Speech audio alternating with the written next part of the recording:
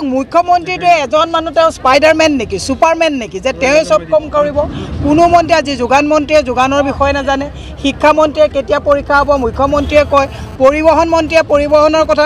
নাজানে তেওঁ হৰ্ডিং লগায় এগ্ৰিকালচাৰ মিনিষ্টাৰে নাজানে ক'ৰ পৰা বীজ আহিব গোটেই কামবিলাক তেওঁ চলায় যে এজন মানুহে কাম চলাবলৈ যাওঁতে হিমন্ত বিশ্ব শৰ্মাৰ আজিকালি ভিডিঅ'কেইটা চাবচোন চুলিবিলাক এনেই নাই চুলি চব খাৰা হৈ থাকে কাৰণ ৰাতি টোপনি নাযায়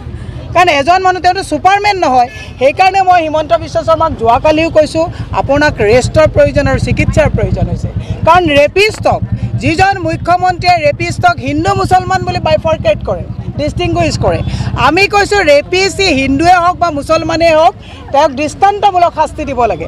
আৰু এটা কথা কিন্তু মনত ৰাখিব লাগিব হিমন্ত বিশ্ব শৰ্মাই বাহবাহ ল'বলৈ গৈ কোনো যাতে নিৰ্দোষী ল'ৰাক ৰেপিষ্ট সজাই যাতে এনকাউণ্টাৰ নকৰে তাৰ প্ৰতিও দৃষ্টি ৰাখিব লাগিব আমি কৈছোঁ কালপ্ৰিটক আপোনালোকে দৃষ্টান্তমূলক শাস্তি দিয়ক কিন্তু বাহবাহ ল'বলৈ গৈ নিৰ্দোষী যাতে শাস্তিৰ সন্মুখীন নহয় এই কথাটো কিন্তু আমি মনত ৰাখিব লাগিব নহ'লে কিন্তু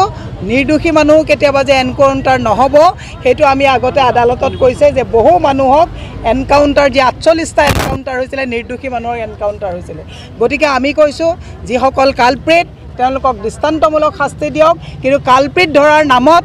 এই চকী খেল খেলা দি নিৰ্দোষী যাতে কোনো ল'ৰা যাতে সি হিন্দুৱে হওক বা মুছলমানেই হওক এনকাউণ্টাৰ নহয় তাৰ কাৰণে ৰাইজেও দৃষ্টি ৰাখিব লাগিব।